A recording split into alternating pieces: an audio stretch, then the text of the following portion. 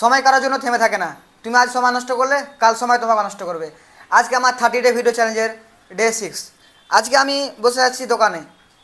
আমার বাড়িতে যে ভিডিওটা করি ব্যাকগ্রাউন্ড একটু খারাপ, তাই আজ ভাবলাম কি দোকানে করি, কারণ বসে বসে সময় নষ্ট না করে আর কি ভিডিও বানাই।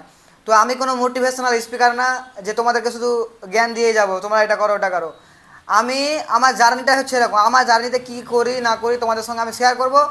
আর অনেকে হয়তো ভাবছে হাসিব কী শুরু করে দিল, ডে 1 ডে 2 একটা জিনিস শুরু করতে যাচ্ছে, এখন সেটা বলবো না, তোমরা সেটা ভিডিও দেখলে বুঝতে পারবে। আমি ধীরে ধীরে সেটার দিকে এগোচ্ছি, ঠিক আছে? তোমরা যেটা ভিডিও দেখবে তখন বুঝতে পারবে কিনা হাসিব একটা জিনিস শুরু করেছে হয়তো বা কিছু একটা করতে চাইছে, ঠিক আছে?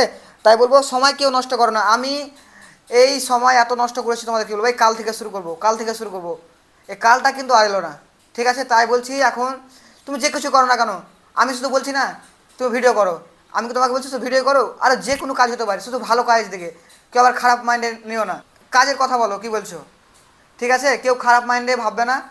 তুমি এখন যে অবস্থায় আছো সেখান থেকে শুরু করো, যে কোনো হোক না কেন, কেউ সময় নষ্ট করিও না, ঠিক আছে? দেখা হবে ডে 7-এ।